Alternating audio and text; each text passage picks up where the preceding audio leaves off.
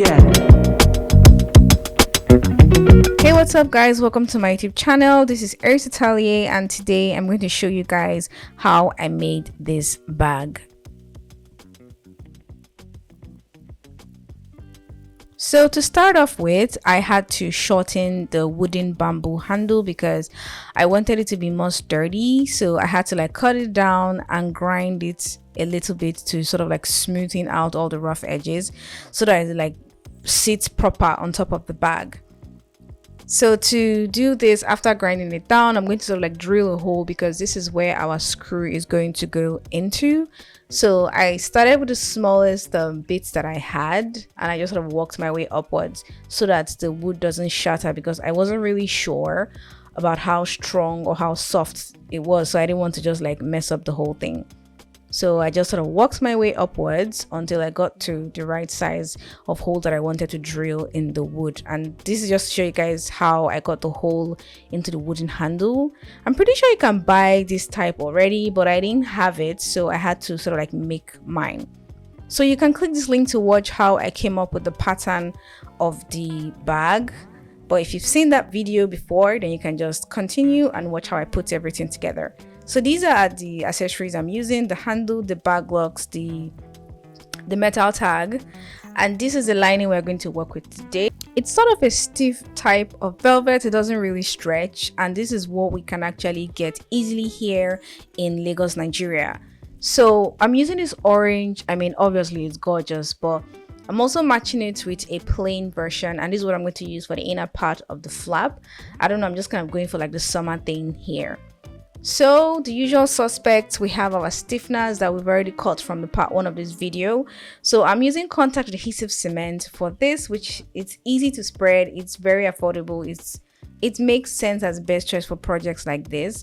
So just for the sake of this video, and I don't want to bore you guys too much, so anything I do on one stiffener, I probably did it on every other thing. So this is just me spreading gum on both the stiffeners and the synthetic leather. So I'm just going to do that. After doing this, I sort of let it sit a bit to air out, but I skipped through the whole process. So when it's kind of dry and a little sticky, and that's like the best time to attach the pieces together. So off camera, I did every other piece. If you watch the part 1, you know how I got all these pieces. Just go and watch it, guys, so that I can understand literally what's going on, because this video is going to be kind of fast. All right, so just to sort of massage our embossed detailing, I'm using a bone folder here. I'm going to put a link in the description if you actually want to buy this. If you want to buy it in Lagos, you can also hit me up. I have a vendor that should have this. So this is the obvious choice for something like this, so that you don't rip your leather while you're trying to like bring out your detailing. So a bone folder, that is what this is called. So I just wanted this subtle detail just because there was no reason for that, it's just decor. All right, so after putting our stiffeners and our materials together, I'm just going to sort of like outline it before folding all the edges in, and the same rules apply. You want to make sure your gum dries a bit before you fold. So any corner that sort of sticks out, I'm just going to trim that down. So again, I skipped some steps because I didn't want to like overdo it. So this is the first thing I did different from the first time I made this type of bag, which is the teal green one. I made a mistake. I didn't fold it like this, or rather I didn't trim this edge off. I think it was when I was sewing, I saw that, okay, yeah, this is not going to work. But instead, you only fold the outer part in, then it's after you put your lining, then you fold it the other way. So for the middle piece, which is the gusset, is the same thing. You trim it at the edge, you don't fold it in, you just trim it straight line. You're going to see why much later. So you want to be careful to make sure your cuttings are straight, obviously. So this is going to be like the main piece. So just to show you guys how I actually did folding, because I didn't show how I folded the others. So I'm using my finger here, but if you know you're not really good, you can actually help yourself with like a piercing awl or something that can really help you get in like the corners very tightly snug. But I'm just using my hand here because synthetic leather is easy to maneuver. So the next thing is to attach the bag lock. So if you know you're doing something for the first time, this is the best way to do it. Or if you want to create a pattern, this is also the easiest way to get your bag lock positioning. So I'm just going to clip the lower part first before now pressing the bag lock itself into this. I just want to sort of like leave like an imprint of where I'm going to punch my holes. So I'm using my leather punch with my polymer punching board. I'm just using a metal hammer here, but you can use a wooden or polymer mallet or a rubber mallet. Anything works fine. It doesn't really matter as long as it doesn't damage your piece. So now to trace where it's going to be on the bottom part of your bag lock. So I'm just going to press it again the same way I did it for the first one. You just want to press it enough to get where you're going to prick your holes in. You don't have to go through the material. So you can use a knife, a pen knife, or a pen tool, or anything that is sharp. Here I just opened my thread cutter and I'm just using the blade to sort of like open this hole. It doesn't have to be too wide, just wide enough for the legs of your piece to go through. So after doing that, you can use your hand, but I don't want to injure myself because sometimes these things get really strong. So I just use like a plier to fold outwards. I don't know, is it outwards or inwards? I do mine out every time. I don't know if it's going to be any different if I fold the legs inward. What do you guys think, in or out? Put it in the comment section. So now the next thing is to screw in our handles. I had to opt for this like very serious screws because I didn't want a situation whereby the hand would like fall out. So I've already like pre-drilled my holes in the beginning of this video, so I'm just going to screw in the screws. And I had like to cut like rubber pieces to act as washers so that in case the bag gets old or the paper gets wet, it doesn't tear through. So that's why you're seeing those round plastics there. Now we're already sort of getting like an idea of how our bag is going to look. So the next thing now is to fix our D-rings on our gusset piece. So here I am using, I think this is like three quarter inch. Yes, any size of D-ring will be fine as long as you can hook your chain up to it. I'm just using my super glue here to like support because I don't want to like be worrying or be dealing with this thing unraveling. So I'm just going to go to the gusset piece and just cut a hole that is pretty much the same width with your D-ring, or rather the piece that your D-ring is being wrapped around. I don't know if that English makes sense, but you're seeing what I'm doing. So yes, you don't need a very wide hole. You want your hole to be snug so that when you pass it through, it has like a very neat finish. This is one way to attach your D-ring. This is like the easiest way to attach your D-ring, because after that you just go over with your sewing machine and you just stitch it down. But don't forget to double stitch, or back stitch rather, so that your thing doesn't unravel like months after. So now it's time to start gumming our lining on other pieces. So I'm starting with this. I'm just going to put a generous amount of adhesive on the back of the stiffener, and I'm just going to put it directly on the lining itself. If your lining is a little thicker, you can actually put gum on it, but I always have this issue of putting in a bit too much and it soaks through the fabric. So instead I just put on one side and I just let it soak in. That's why I don't wait for it to dry. I let it like stay a little moist. So now I'm just going to trim around it, tilting my scissors a bit so that I can trim into the, I don't know what to call it, but just trim into it so that you have that outline on.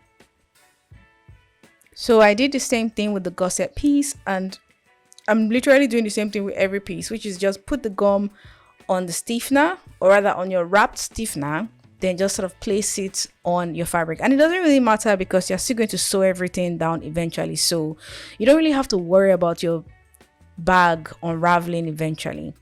So now it's time to start sewing. This is the inner pocket. This is the 10 by 15 piece that we cut in the first video. So much later you see what we're going to do with this, but I'm just going to stitch the top, or rather the folded ends of this, then move to the other things and pretty much do the same thing with all of them.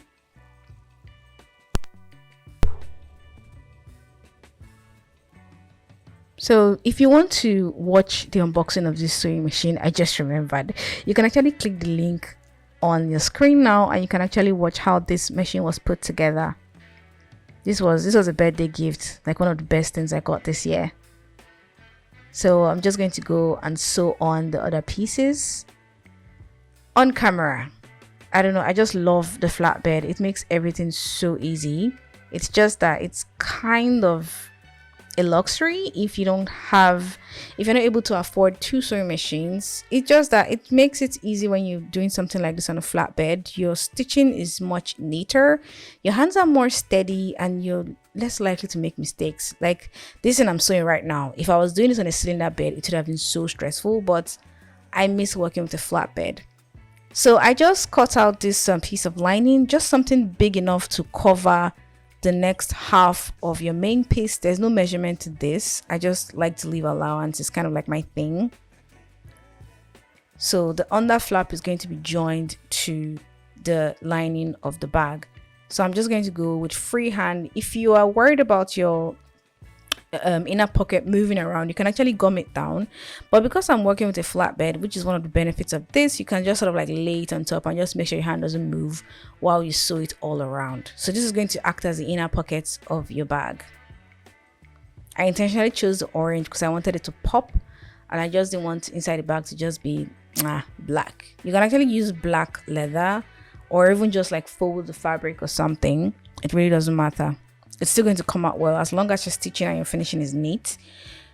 Your bag or your project should come out good. So after we're done sewing the inner pocket, I'm just going to cut the thread off before moving to top stitching. This is a personal thing. I think everybody should do this because it really allows your piece lay flat, so that when like you couple your bag together, it doesn't have that like plumping going on. So it just lays flat like this. So first I start with the under flap on top of the bag. I don't put gum on the entire thing. You can actually put gum on the whole thing, but I did not. I wanted to just like gum only the part that I needed to, because I'm still going to take it back to the sewing machine to sew it all around, and I wanted it to be really neat, and I don't like rushing things like this.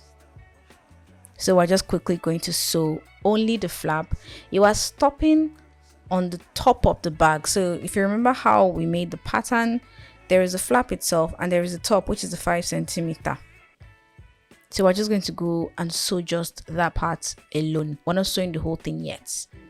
You're going to sew the remaining part when you're coupling your bag. So just be careful so you don't stop at the wrong part, and when you're closing, you now see that you missed the spots or your pieces are not sitting perfectly.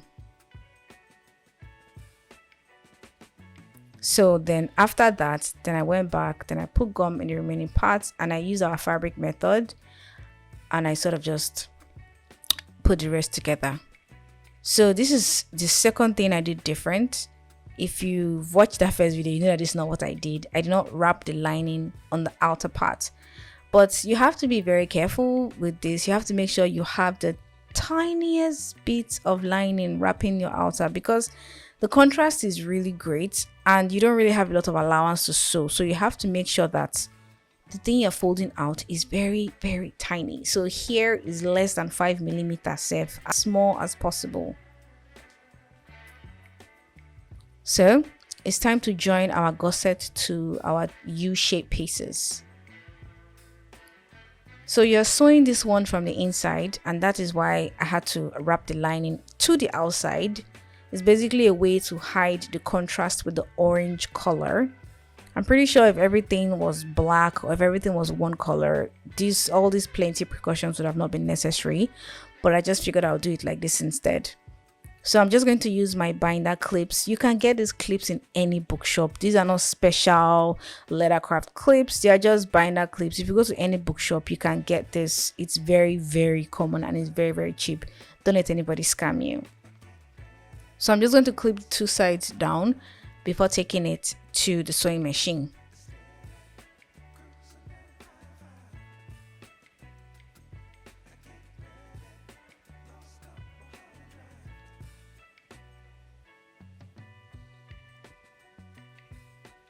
So just for comfort, I had to move back to the cylinder bed sewing machine.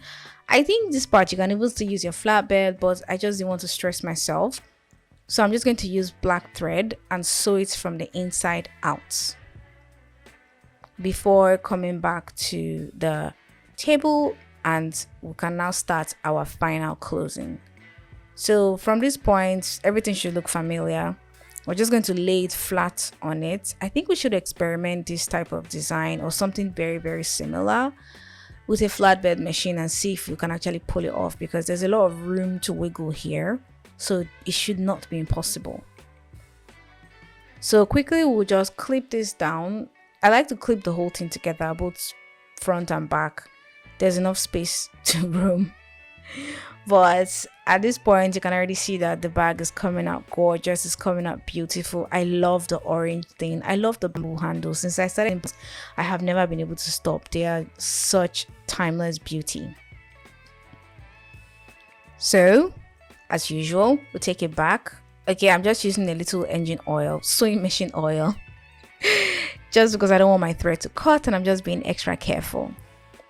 So it's the same thing for the front and back. I don't think I put everything in. We're just going to sew from where we stopped, and we'll just continue to stitch all the way.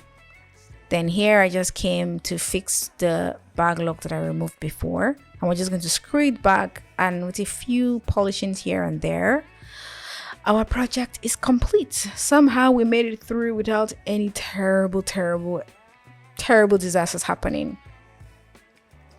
So after screwing this back, that is the end of our project. So what do you guys think about this? Did you see the differences? Did you get the corrections? Is this something you would want us to try shape? Put your answer in the comment section and let us discuss. Let everybody bring your opinions. I would love to hear from you guys. Thank you so much for watching my video. Thank you for stopping by. Thank you for supporting my channel. I hope to see you guys in my next post. But till then, take care, and I love you guys so much.